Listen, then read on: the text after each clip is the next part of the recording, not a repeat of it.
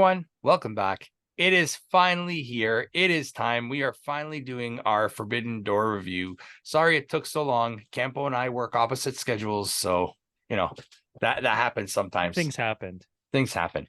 A lot. It was like they didn't want us to do this. Yeah, it was a great show. We were at the show. Lots of photos. I'll be doing a photo dump in the Discord soon.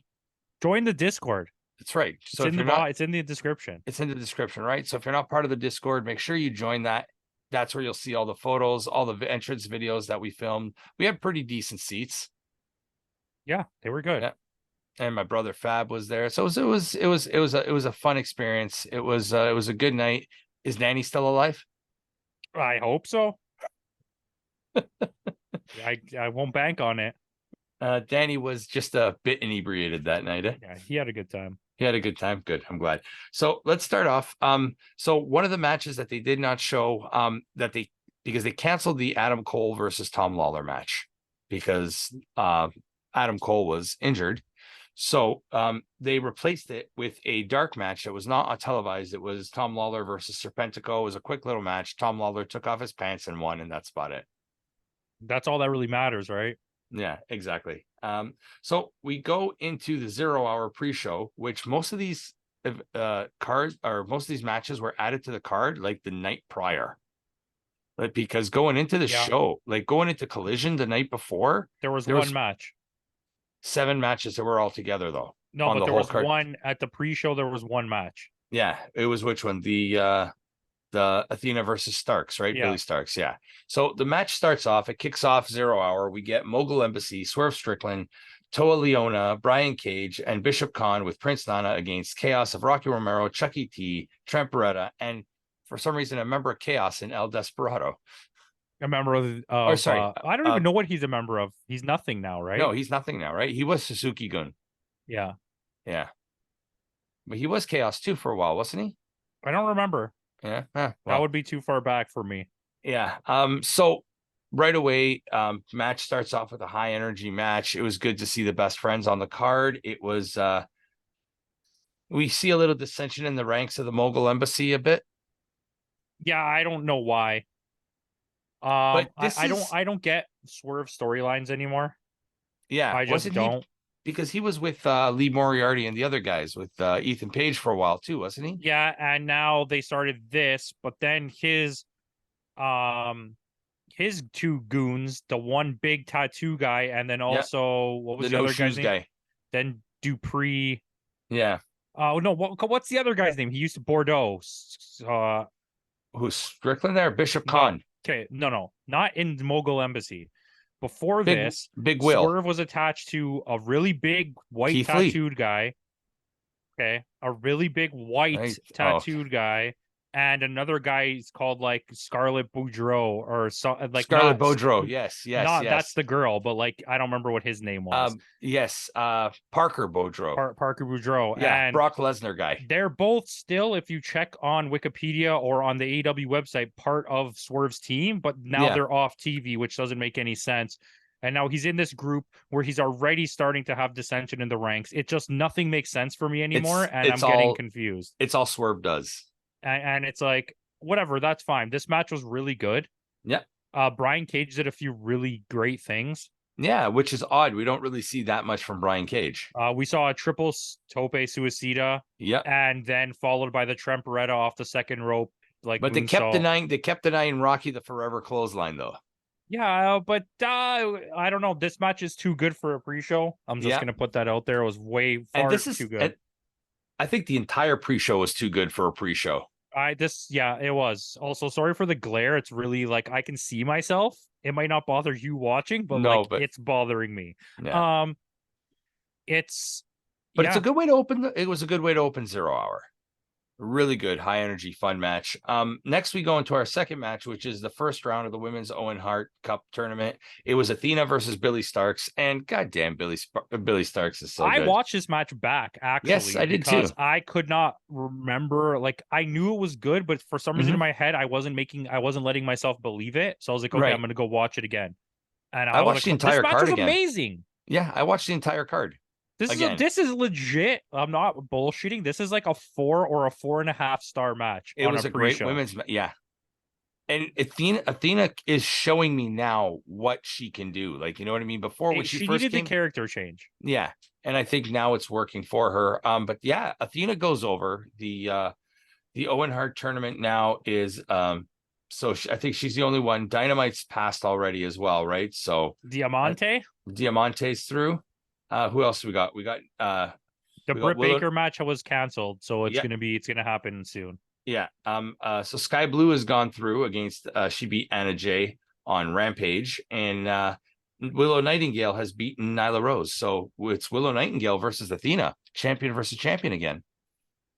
That's gonna be a good match again. They Yeah, fought before and it was good. So yeah. So I'm looking forward to that. So again, and this is guys, this is still only on the pre-show. well, the next match was also really good. Yeah, like he got such a huge pop. So then Athena goes over clearly. So the next match is El Phantasmo against Stu Grayson, who's now part of this new faction. He left Dark Order and he's now part of, I think it's the Righteous, I think they're called, The or Righteous, yeah. yeah, Which they have a good theme. They have a good intro yeah, song. that strummy like theme. Yeah. Yeah. Yeah, yeah. We were jamming to it when they were coming out. But ELP though, boy, got a huge pop coming home to Canada, man. Yeah, and he was great in this match.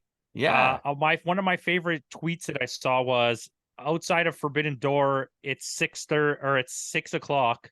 Mm-hmm. What did it say? Crap, I don't remember. It was like it's 4:30.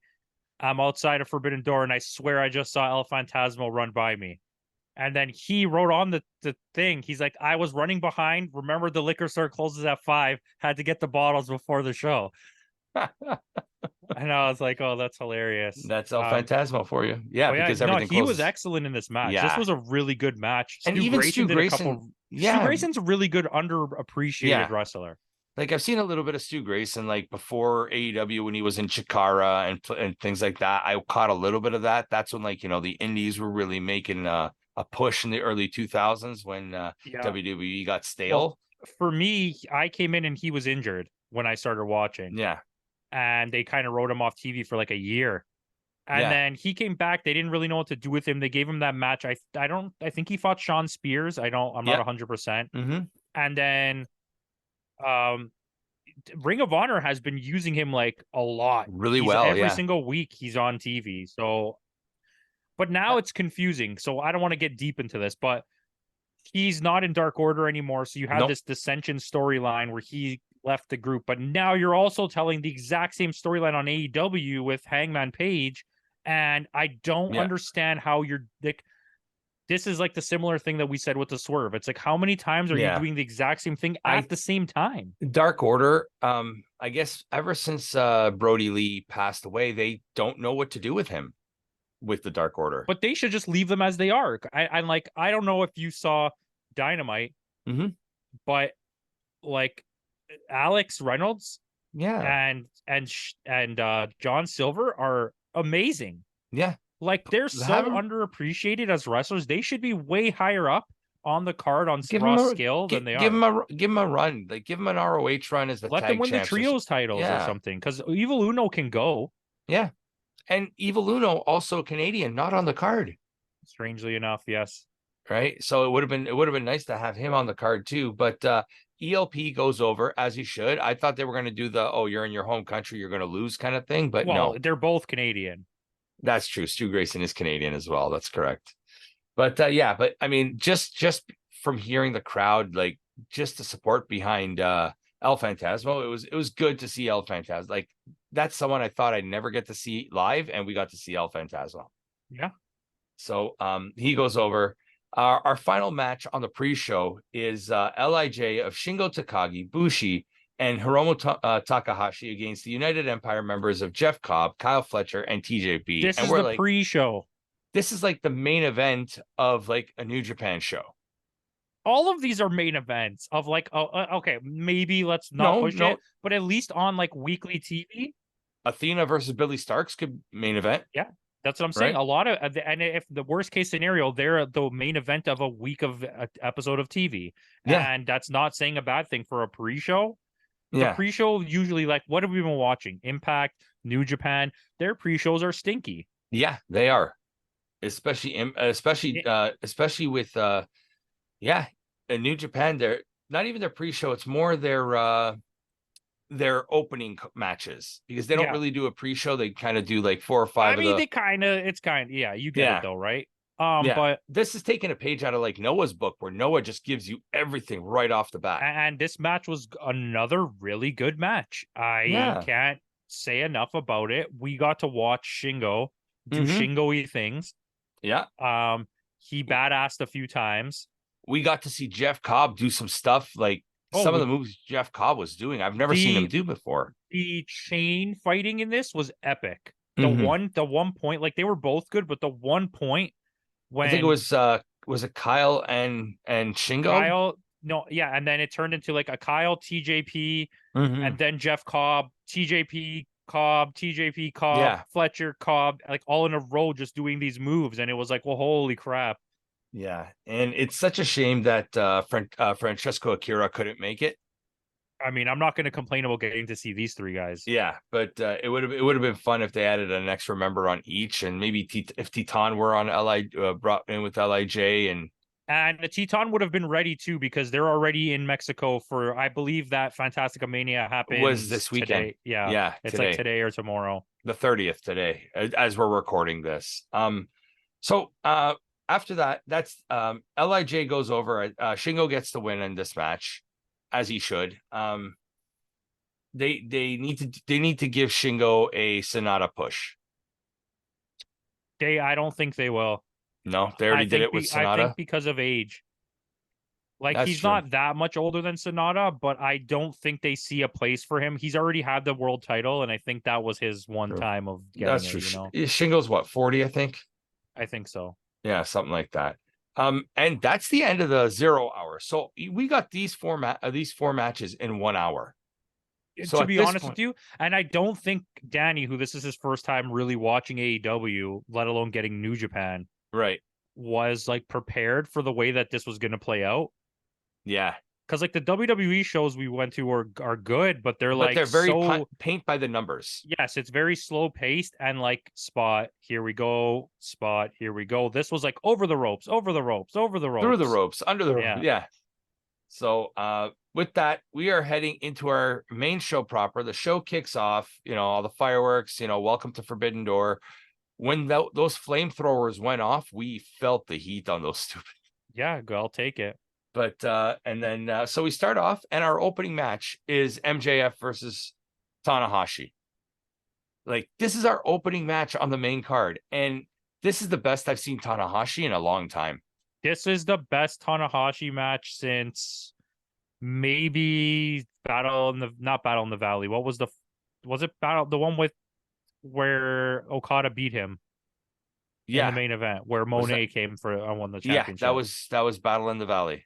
Or was it Rumble? No, Battle in the Valley. Rumble, they didn't care. Battle in the Valley, he was like the last time, and before that, the G1 tournament, maybe. Yeah, he had a few good matches in the G1. But this was a really solid match. It went 15 minutes. The crowd was really split because you could hear the crowd like this type of crowd. Like I've never been to an AEW show, right? You can see it's not like even in New Japan when you watch New Japan and you feel it. Like nobody, there's very few people that are stuck on one thing. Like even later we'll talk about CM Punk, but like everyone was like very happy to say Tanahashi, MJF. Like it wasn't like two sides going back and forth. It was the same people saying both names. Yeah. Because they're fans of both. Yeah. You're just here for the wrestling. You're not here to like pretend that only one person matters. Right. Heels and faces really don't matter in a show like this. Storylines don't even matter because there really is no storyline here. Except all they tried to do was make you hate MJF before going into this. Yeah. Which he was really good in this match too.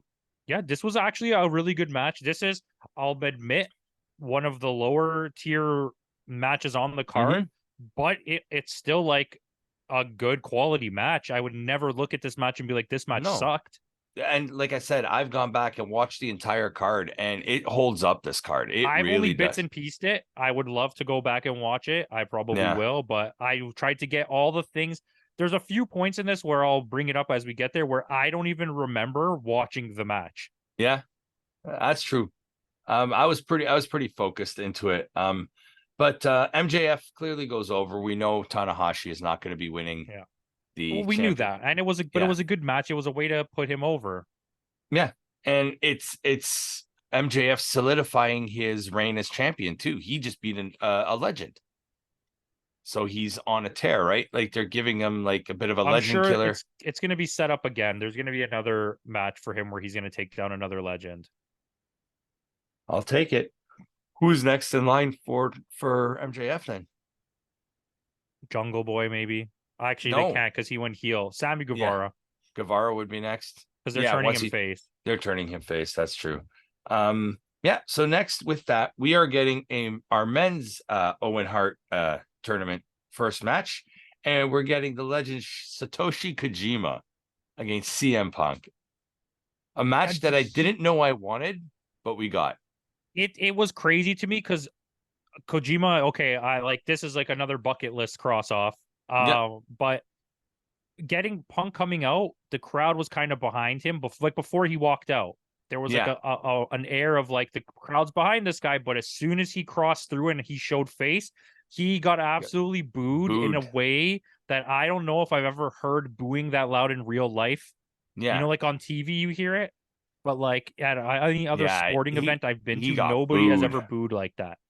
Yeah. Like, But then again, they still were cheering him during the but match, there's though. this was the one case I think where there was like a group of people that are like super diehard Punk fans, and then Hmm. everyone else was part of the boo group. Yeah. Because like the CM Punk chants never got that loud. Like they did a little bit, but they were quickly like pushed aside by Yeah. booing. But you never got a Kojima chant, though. They did actually. I think it may be a Might quick maybe one, but yeah. either way, um, this match was really good. CM Punk was very good in it. Yeah. Kojima was excellent. Like Yeah. at For a his man who's age, to almost 60. yeah, like he was excellent. Yeah. And there was some comedy to it. There was some good heel playing up, and Yeah. this is honestly one of the better matches of the But night. and this is what I was saying too at the show itself. Like, say what you will about CM Punk, he knows how to read that crowd, and he was No, and he really played to it, right? and he And played Will to it Ospreay will exactly. do that later, as we will get to. But Yeah. it's knowing the audience, right? And I think they got to stop pushing him as a face. But the problem is they have to turn FTR heel to do that. And I don't think Tony Khan wants to turn FTR heel. Not right now. They need to build some momentum back up for FTR Yeah, yeah, okay. So because they weren't on the we card. watched Collision the night before. Yeah. They did not get a loud pop. No. Like FTR is like I didn't even know, as someone, well, I'm pretty new coming Yeah. back, but who's watched as much wrestling as I have over the last year or so, Yeah. that someone could be as popular as FTR And and then then for just no draw. reason come back and get absolutely nothing. Like there's no reason for everyone to stop having cheered. You know what I mean? Yeah. I think the thing is, I don't know if they were injured or not, but when you go away for a while, you lose that momentum. And if I you lose that, agree. I agree with that, but still, it's like if The Rock went away for a year and came back but was a face, people are not going to not cheer. that's true. FTR was that level of cheering, is what they were getting. You know what I mean? Yeah. They were shutting down the arena when they were coming out. Yeah. It was pretty epic with FTR. But yeah, like you said, on Collision, they really didn't get that much of a pop. And I think could it be maybe they were also coming out with CM Punk that could have caused it? I mean, it's possible, but I think they walked out a little bit before. Okay. Like they came out and then Punk came out, right? Yeah. And like they played their music and then switched. But it's like this is the same thing with when they faced the Guns for the title. Mm-hmm. The Guns, maybe yes, were the heels, but they had nuclear heat. They got booed out of the arena. Yeah. And they dropped that 50 Cent banger, and I was like, I'm all behind the Guns. Like Yeah. we both like the Guns. Yeah. Yeah. But then FTR came out to nothing. So FTR came out to nothing, and then you gave nuclear heat to the Guns. How do you have this huge babyface team facing off a Against team this that your evil heel nobody team? Yeah. likes, and nobody's cheering for FTR? Yeah, it's kind of weird. It was. Sorry, we Yeah, digress. no, tangent, because FTR were not on the card. But this was a good match. This, It like I was. said, this is one of the better matches of the night. This Yeah. was okay. Sorry, spoilers. This is better than Sonata versus Jungle Boy. Yes, we'll get to that when we get to that. Yeah, so CM Punk advances, and spoilers for Collision tomorrow. Samoa Joe beats Roderick Strong, so we're getting Punk versus Joe in the semifinals. And I think that's what we want. Yeah, because we know what we're getting on the other side, right? It's gonna be Juice against no, Ricky Starks goes over. I thought Ricky Starks is facing the other guy. Ricky Starks beat Juice, and Powerhouse beat Dustin Rhodes. Oh, it was Powerhouse. Oh, so yeah, so we're getting Powerhouse versus Starks. Either way, I knew it was two people. Yeah, with who a are beef. in a feud. Yeah, And so you have double sides with like a beef. Yeah, You're both going to be good matches, and I think if you do not have Joe or CM Punk put over the other one of the other two, you're insane. Yeah. I'm going to stop watching AEW if I CM Punk or Samoa Joe wins this. You think they'll put? I don't think they'll put Joe over. They'll give Joe his first loss in a while. That's fine with me, but it needs Which to is be good Starks or it needs to be Powerhouse. Yeah, it can't be CM Punk. It can't be. No. Or you defeat the purpose of what you're doing here. Yeah, I think if it's Starks, Starks will go over. I think I think he's the one who's etched to win this tournament. And that I'd be very happy with that. Yeah, and maybe he gets a shot at Samoa Joe and gets a shot at the TV championship. Give him a shot at something. Yeah. Not the TNT title. The TNT title is kryptonite. It's worthless right now. Christian Cage has it, right? Yeah, the TNT title has become like the title that you give to someone when you don't want them to go anywhere now. Yeah. Like it's the opposite of what it should be doing. Yeah, that's very true. Instead of building up a character, because it's like the Intercontinental title 10 years ago in WWE. Yeah, because it absolutely killed Wardlow's momentum. Yeah, big time. The guy's like a 4-time champion in less than a year, less than 6 months. Like, but going back to the CM Punk match, CM Punk goes over. And then you see at the end of the match, I don't know if they showed this on TV. I think I missed it, but Punk goes over to Kojima. He helps him up. That was excellent. Yeah. And it's like, because Punk recognizes that Kojima's a legend, and for him to be in a match against Kojima, that's something that happens. You deserve at least one notch in my good books. Yeah. So let's give him that. So with that, we're moving on to our next match, which is the 4-way match for the AEW International Championship. Garcia, Shibata, Zack Sabre Jr., and Orange Cassidy. Amazing. Yeah. Do we want to like get deeper? This was a great match. This is the stupid dance. Garcia is like Garcia deserves nuclear level heat, but doesn't get it because weirdly he's likable. Yeah, like it's so odd because I think he's so talented that that's why he's likable. Look at this match on paper. Okay, look at who's in this match. Why the fuck is Daniel Garcia in this match? You know why? Because he's actually good. Yeah. I think this leads to him beating Orange Cassidy. I'm okay with that. And I think Zack Sabre Jr. did some super sexy things. Yeah. And it was like, that man is so absolutely disgustingly good as a wrestler. Watching him and Shibata go at it was crazy. Yes. And to see a guy who almost died a few years ago back in the ring and doing the things he was doing, some of the hits he was giving out, those kicks, Shibata's kicks are lethal. It's man, he's so good. Yeah. He did not lose a beat. No, like not at all. That first match when he won the title from Yuta, I think it was like so good.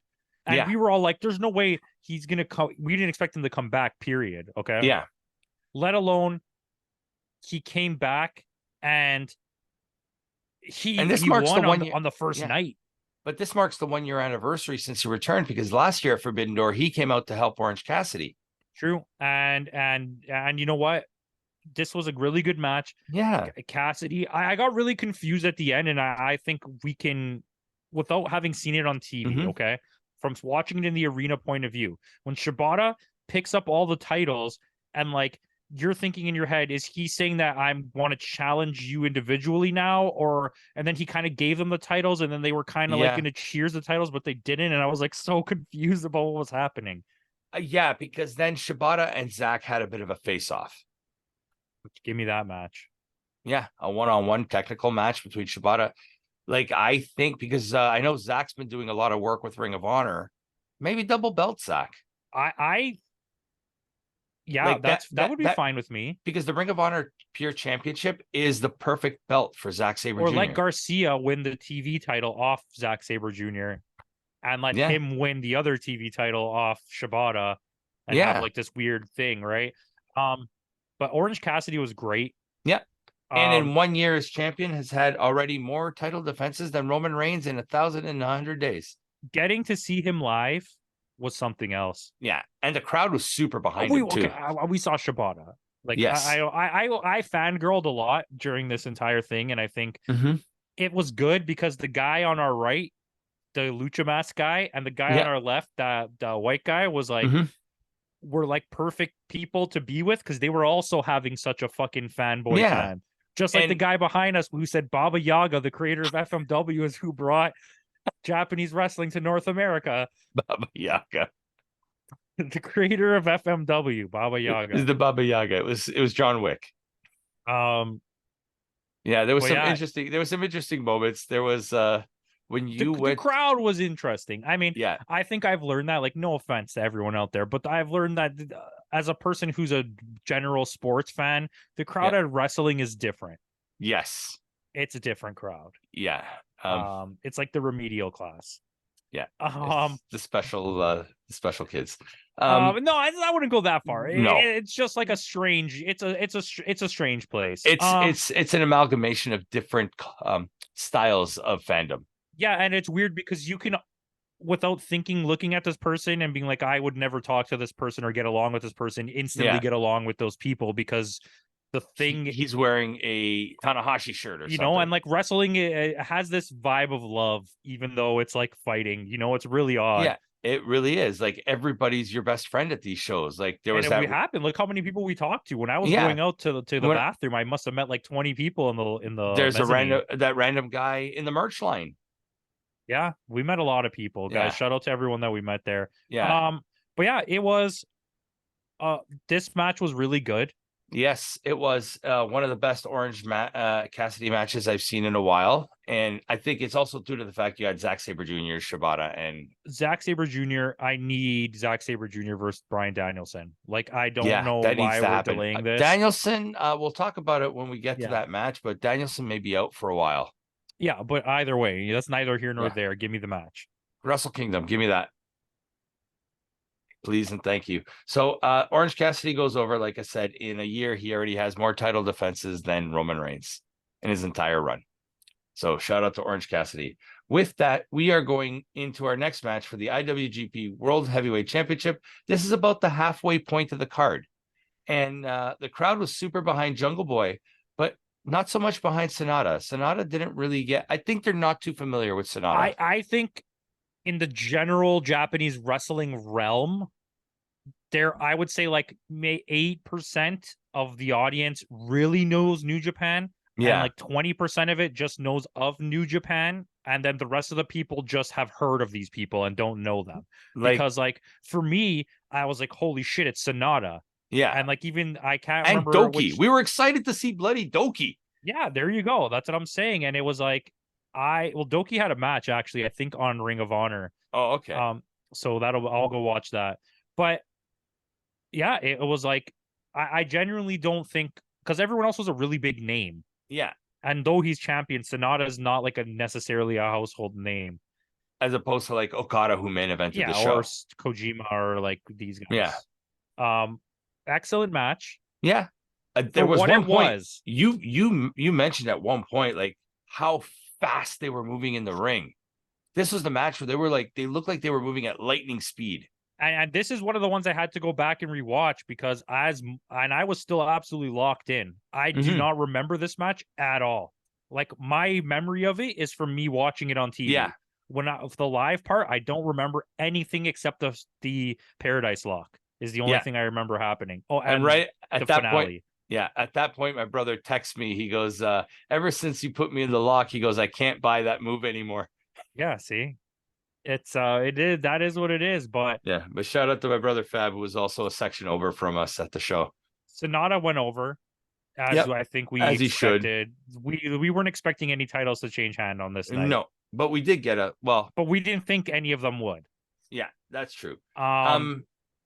Yeah, but this was more to set up. We got to see Sonata, and this was more to put the IWGP champion on the show. But the story was after the match. Okay, well, it was to put the champion on the show against a relevant wrestler who they're trying to give a push to. So at least it made him look good, which I understand because now that we know what happens, I get why they did that. Yeah, because he's gone after every other belt and he can't seem to win. You've elevated him to like a new level by facing Sonata and wrestling him very well. Yeah. And then you told the Hook storyline. This is my issue with the Hook storyline. So he turns on Hook and he's going full heel. But the issue that I have with it is, but so are Christian Cage. Hook only came to the ring because the night before on Collision, you were like, I want you to come to the ring with me. Oh, yeah. Okay. Yeah, he's gonna go to the ring with you, and then just so you could turn on him. Like, how stupid is that? Like, in my head, I don't think they thought about this. No, and the thing is, the fact that he was just in a feud with Christian Cage and Luchasaurus, who are heels. Why would you be all buddy? Please, I want you by my side at ringside. Yeah, just to turn on him. I think they're trying to tell the story of frustration of the fact that but you could have did it where you had him run out to try and interfere Hook. Maybe Doki gets involved and then you see Hook comes out for backup and then Jungle Boy's mad at him for doing that now and that causes it. That's a little bit better of a story. Yeah, that would have worked a little bit better. But yeah, I had an issue with the ending of the match too. It doesn't. We didn't get just 5 guys. We did not get the intro to just 5 guys. No, we got a lot of different intros on this show. You already die. Yes, just 5 guys. So Sonata goes over. With that, we're going into our 10-man tag match of the Elite, Adam Page, Nick and Matt Jackson, Eddie Kingston, and Tomohiro Ishii against Moxley, Wheeler, Utah, Claudio Castagnoli of the Blackpool Combat Club, Konosuke Takeshita, and Shota Umino. And it's like...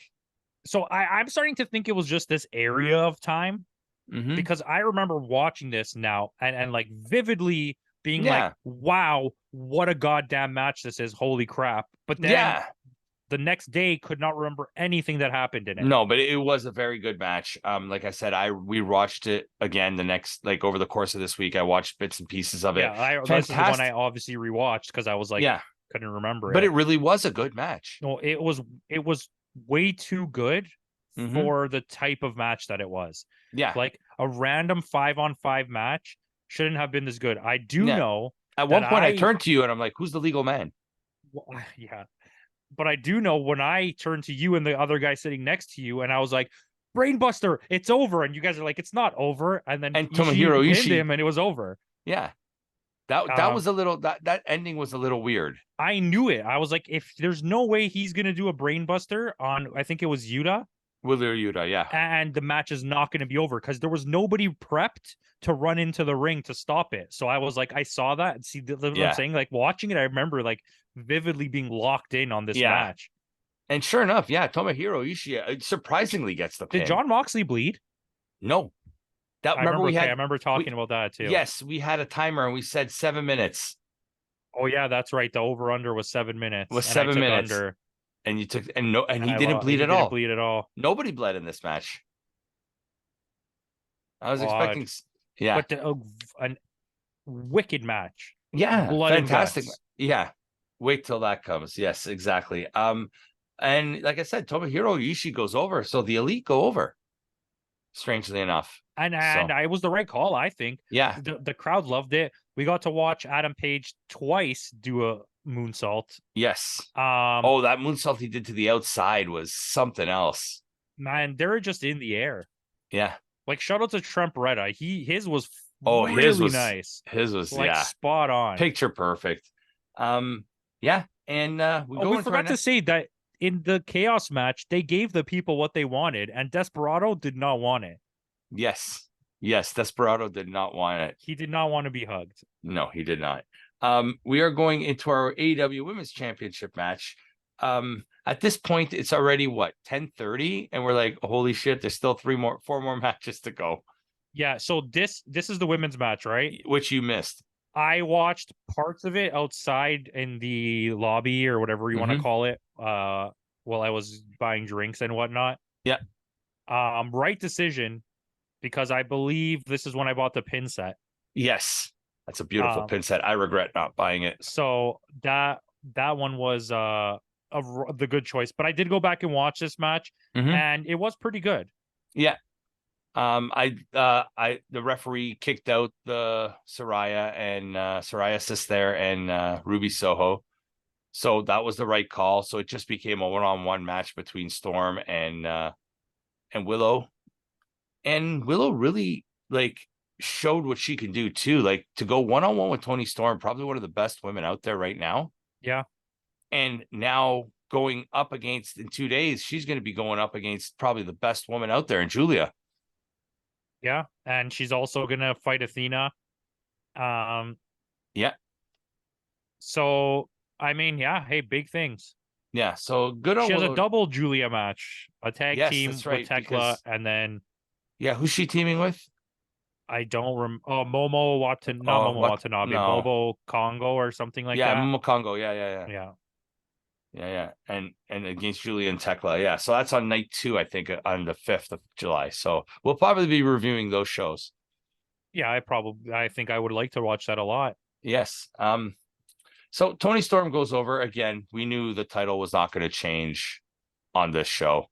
But still, the only thing I couldn't understand is why would you put a champion against a champion? Because then you'd have your champion lose and not, and it makes your champion look bad. You know what I mean? It's also awkward too because she works for AEW, but because she has the New Japan Strong title, they Mm-hmm. just chose her. Yeah. I'm sure you could have got anyone from Stardom to do this match. Yeah. But I But mean, it ended up being a good match, so I think originally this was supposed to be Monet's appearance, but it because she's possibly, hurt, yeah.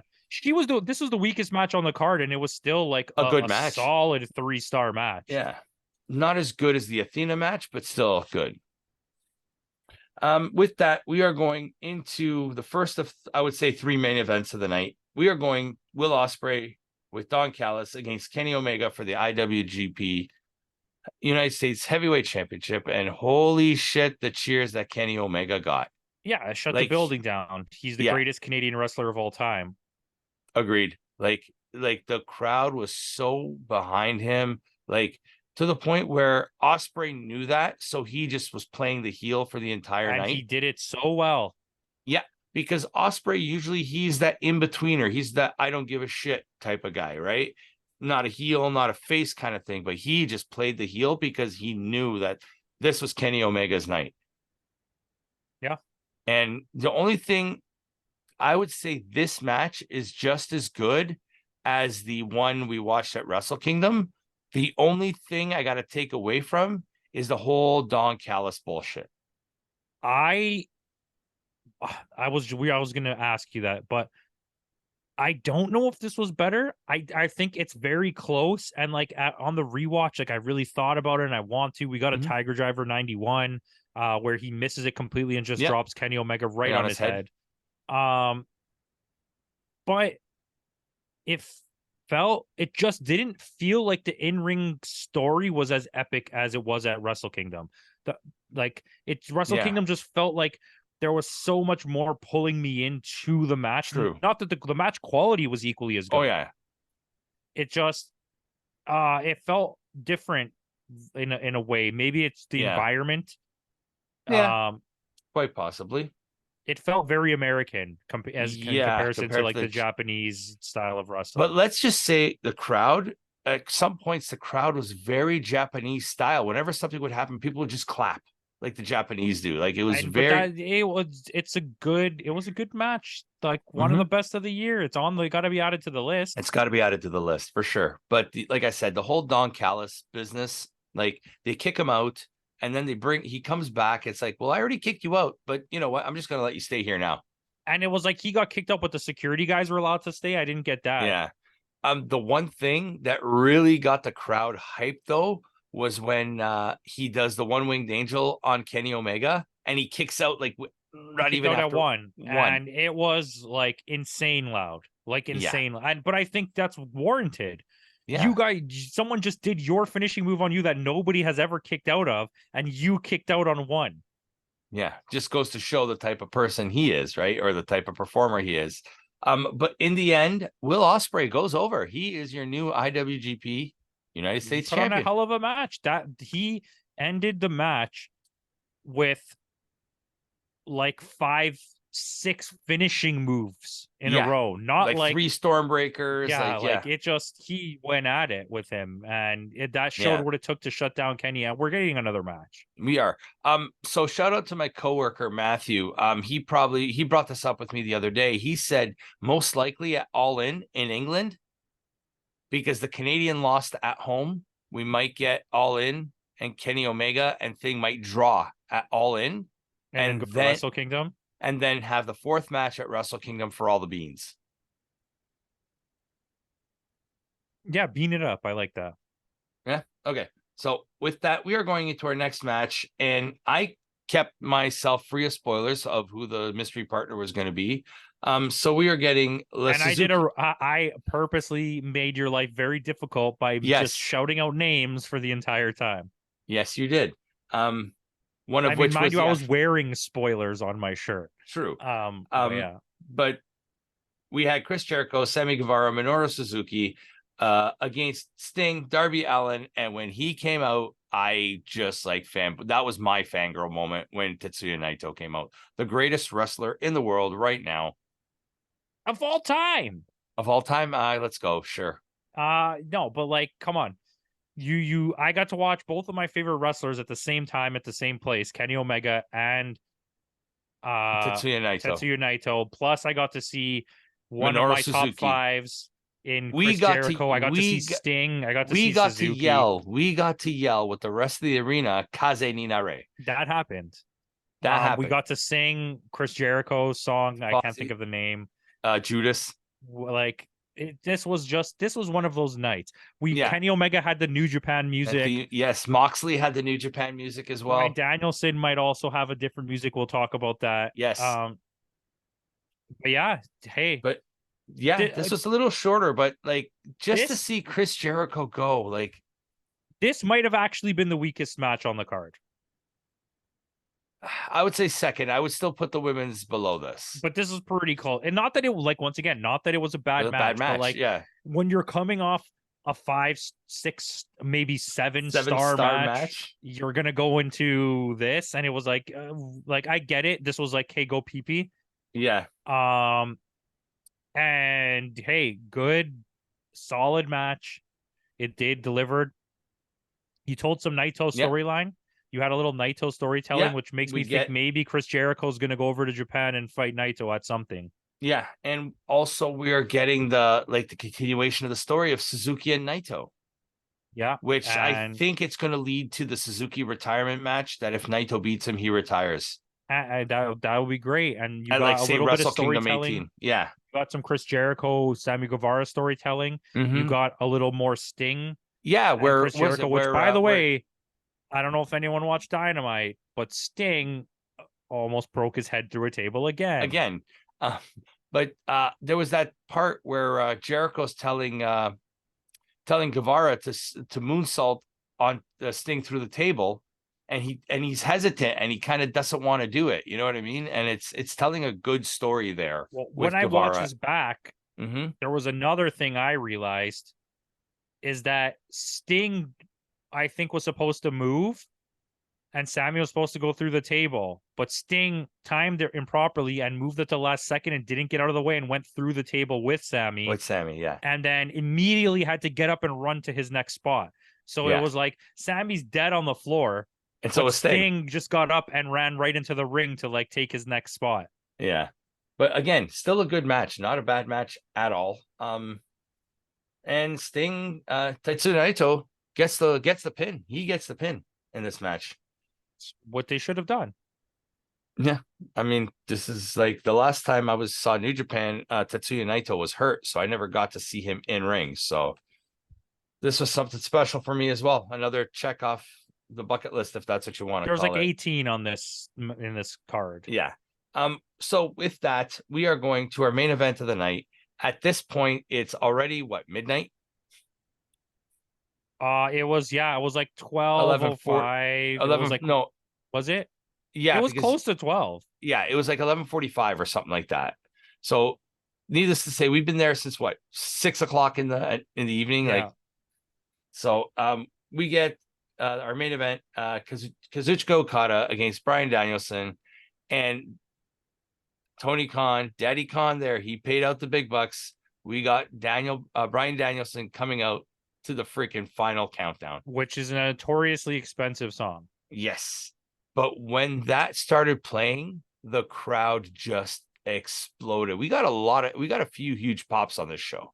Yeah, I mean, Okada got I think even a bigger pop than Yeah. Danielson when As he soon came as we out. heard the coin drop, like as soon as we heard the Okada coin drop, the crowd just like boom. Listen, nobody can ever get me more hyped in my entire life than the Japanese ring announcer. Like, Yes. I don't want to take away from the Dapper Yapper, but like that guy, when he goes off, it's just like another level. Yeah. He just puts so much emphasis and so much emotion into the name and into the announcing. It's something special. If you haven't heard him, go and go listen to him. Go watch a New Japan event or just watch this event and you can hear him. But yeah, so with this match, about halfway through, we noticed something odd with Brian Danielson, Yeah, where he's holding his arm. Did not prevent him from continuing the match. it was Like, quite early on. yes, it was quite early on. I'm guessing you went back to watch this match after, right? Yeah, but I saw this when he Yeah, got hurt. I was there still. yeah. Because I Because you remember left. you said something. You're like, "Is there something wrong with him?" Yeah, because he's holding his arm and he's not moving it. Yeah, I left probably like a third or like just under halfway into Yeah, this about the match. halfway point. Yeah. And but yeah, I watched it back, and you know what? It was a good match. I'm Mm-hmm. not gonna sit here and pretend it wasn't, because like I spent the Deserved whole to be week. the main event.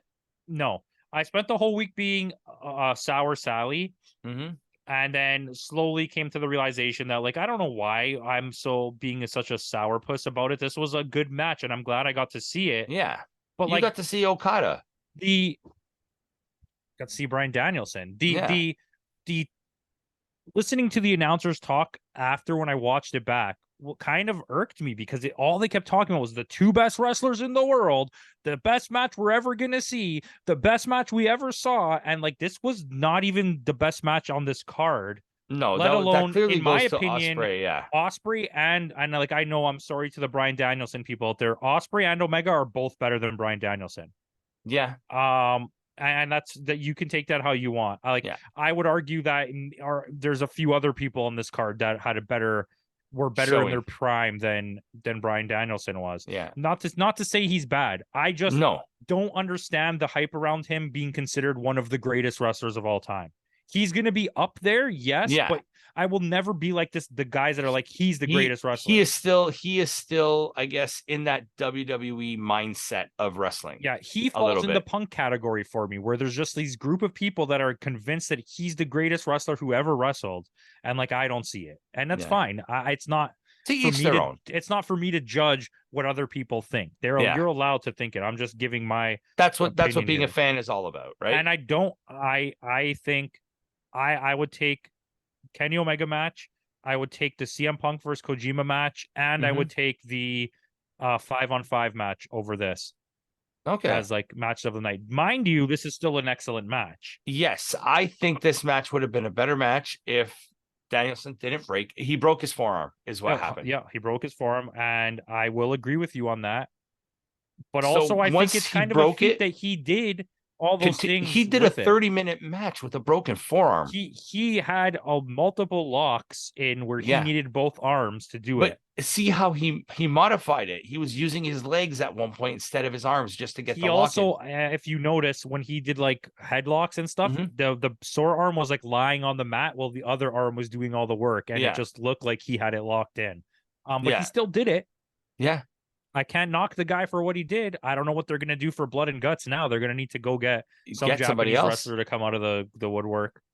Maybe that could be why they're really pushing this Dark Order agenda. Maybe they're going to get Evil Uno to fill the spot or something like that. Maybe. Yeah. That would be good. Have you turn your back on us, Paige. Like, Well, they definitely set that up at Dynamite. yeah. So I'd like to see that. With that, we get Bryan Danielson going over. And I don't think we expected Bryan Danielson to go over. No, I did not. I fully expected Okada to go over this I match. expected in at least 4 Rainmakers in a row win. To finally like put him down. Yeah, it just doesn't feel the same when he does the Rainmaker pose and we don't get to zoom out watching it live. It's the first time that Okada has been submitted in like 5 years or something like that. So we'll probably get a rematch. And like I said, I know I was very harsh when I said that, but I came to understand after watching it for the 3rd time, well, 2.5 times, that it was actually a really good match. But it still doesn't, the way that the announcers talk about it, like I love Okada too, man, but don't try to tell me Okada's better than Kenny Omega. Yeah, this would be like Bryan Danielson against John Cena when you have, I don't know who's probably the best guy on the WWE roster right now. Finn Balor, AJ Styles, but Danielson is really good. Okay, it's not like he's not good. This match was like Undertaker versus John Cena and calling them the best wrestlers in the world, kind of thing. In this scenario, that's who they felt like. This is WrestleMania 18, where Chris Jericho and Triple H and what's his name had the 3-way match, and before him was The Rock and Hogan. This is Hogan versus The Rock, exactly. But you're trying to put over the main event as being the greatest wrestlers of all time, the best match. It's not. You're not going to get that. WrestleMania 3, when the greatest match of all time, Hogan slamming Andre, but meanwhile you got Savage and Steamboat on that card.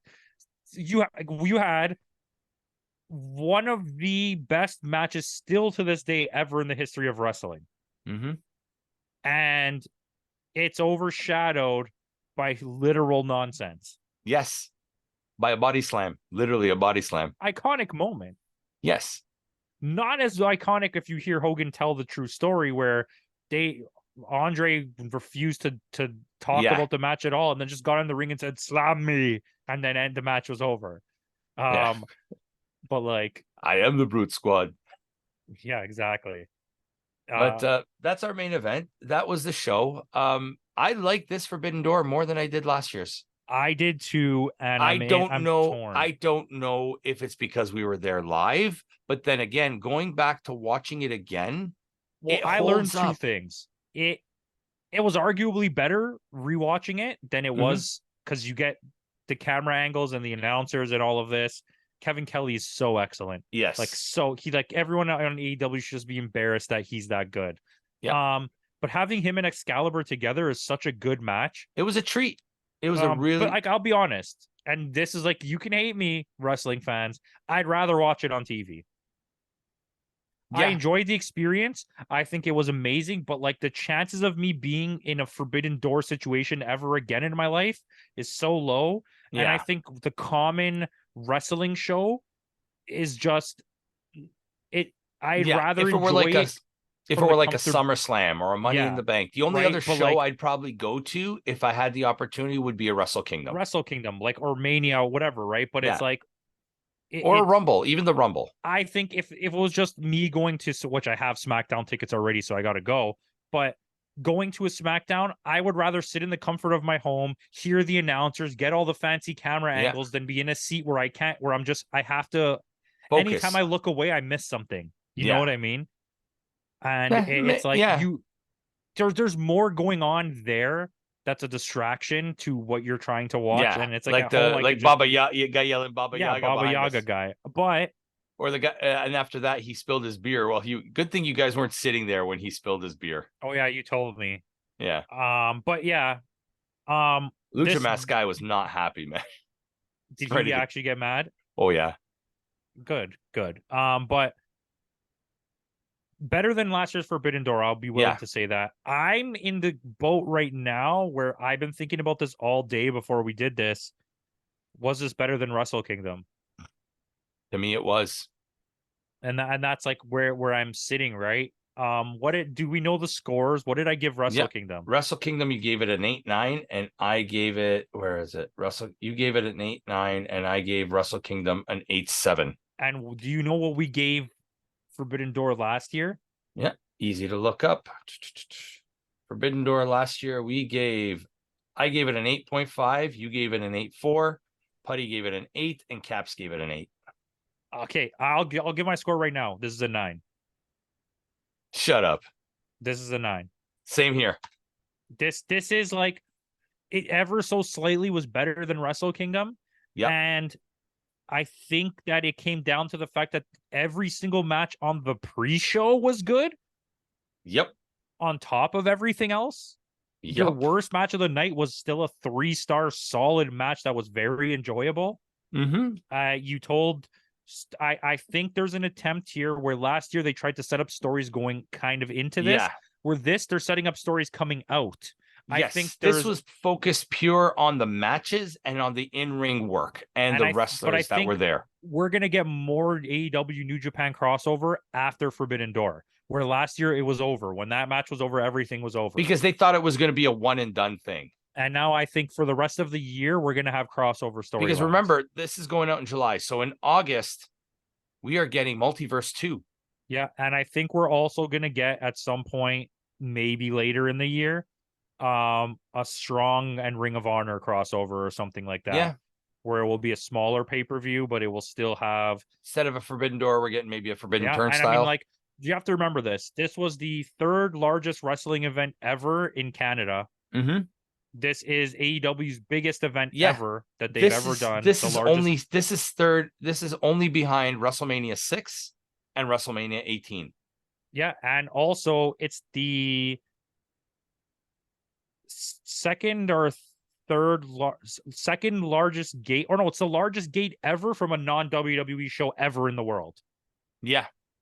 Well, All In will break that, but at the point right now, so I mean that's crazy. Yeah. Just goes to show what the fandom is out there right now and what the content that they want is. They need to stay focused on giving the events to the right places where the people want the show. Well, we were talking about Las Vegas. We were talking about, I was going to say, the Las Vegas shows. The Las Vegas shows, the cards are good, but if the crowd's not into it, it takes away. If you include the Dynamites and Collisions or Dynamites, Rampages, all that stuff, for the last like 5 times they've been to Vegas, they've steadily declined in attendance and gate.